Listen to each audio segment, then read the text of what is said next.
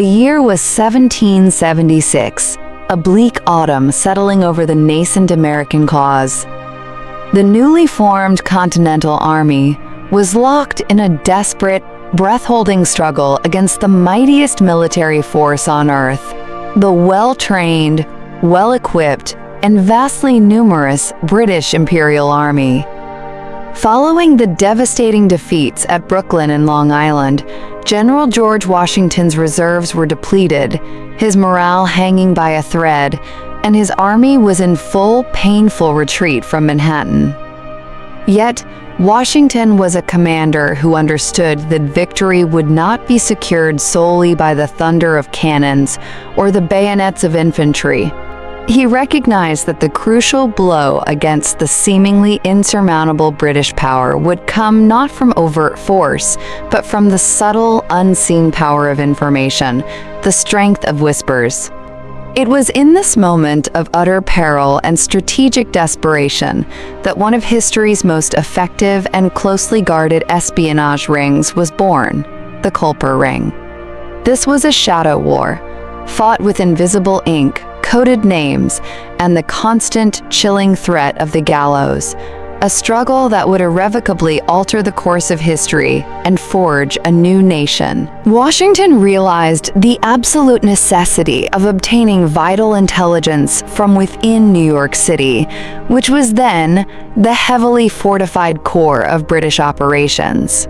Abandoning conventional military methods, the general entrusted the monumental task of creating this highly clandestine network to his aide-de-camp, Major Benjamin Tallmadge, a man known for his unwavering loyalty and keen intellect.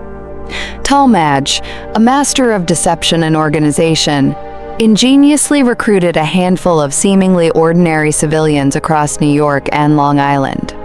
His recruits included a humble tailor, a dedicated farmer, a resilient fisherman, and even a tavern keeper. These individuals would never wear military insignia or receive public accolades. Their names would not grace the pages of history books, and they would be sworn to secrecy even after victory was won. They were the unseen soldiers of the Revolution. Their weapons were not steel or gunpowder, but acute observation, calculated secrecy, and the extraordinary courage to operate under the perpetual shadow of betrayal and execution. Every stolen glance, every misspoken word, every piece of evidence of their treasonous activities would mean an immediate, ignominious hanging. This was, truly, the most personal and highest stakes fight for independence. The nucleus of the ring comprised Abraham Woodhull, known by the code name Samuel Culper Sr., a farmer based in Setauket, Long Island, and Robert Townsend, designated, quote, Samuel Culper Jr., a merchant operating directly in the heart of British-occupied New York City. Townsend's cover was perfect. He ran a reputable dry goods business and coffee house, where British officers seeking comfort and companionship often congregated.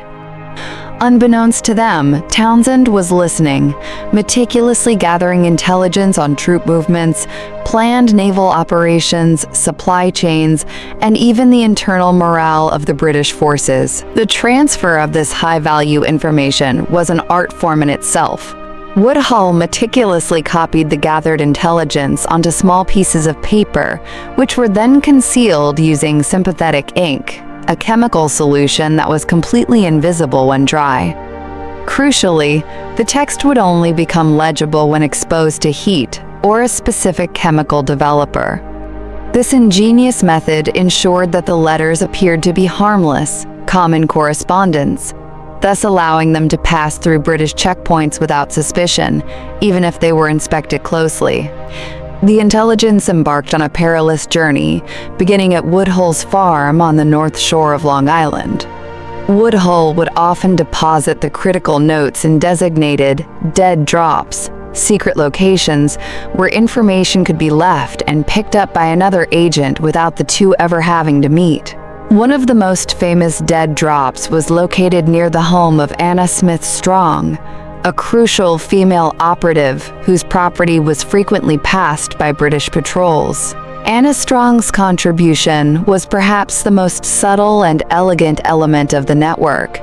She would use the clothesline outside her house as a sophisticated signal system. By hanging specific numbers and colors of handkerchiefs or petticoats, she could subtly signal whether Woodhull was available to transmit the information, if the coast was clear, or if danger was imminent. A mundane chore became a crucial military code, capable of determining the success or failure of an entire operation. The final leg of this dangerous relay was handled by Caleb Brewster. A courageous whaleboat captain, Brewster navigated the treacherous waters of the Long Island Sound, often in the dead of night or during fierce storms, to retrieve the secret packets. He risked constant detection by the massive British Navy, bringing the intelligence to Connecticut for final delivery to Major Talmadge. Every single piece of information reaching Washington's headquarters was the result of seamless coordination, perfect timing, and countless near-death encounters. The intelligence provided by the culper ring repeatedly shifted the strategic balance of the war. Arguably, their most critical success came in 1780, when they uncovered a massive British counterfeiting operation designed to flood the American economy with bogus currency. This timely information allowed Washington to mitigate the spread of the counterfeit notes, preventing the collapse of the already fragile Continental Army's finances. However, the most dramatic and historically significant moment involved exposing the treachery of General Benedict Arnold. Arnold, one of Washington's most trusted commanders, was secretly planning to surrender the vital American fortress at West Point to the British. The culper network intercepted the incriminating correspondence between Arnold and the chief British spy, Major John Andre, allowing them to deliver a warning to Washington just in time. This intelligence led to Andre's capture and the exposure of the plot, forcing Arnold to flee. Had the culper ring failed to transmit this information, the fall of West Point and the catastrophic demoralization of the Continental forces could have utterly destroyed the Patriot cause, turning the tide of the revolution irreversibly in favor of the Crown. This singular event serves as undeniable proof that a handful of civilians, operating in the shadows, saved not just a battle, but the very future of a nation. Upon the conclusion of the war, the members of the culper ring honored their oaths, quietly retreating from the shadows back into obscurity. They chose to remain a legend, a mere whisper in the annals of history, their true identities only coming to light decades later through diligent historical research.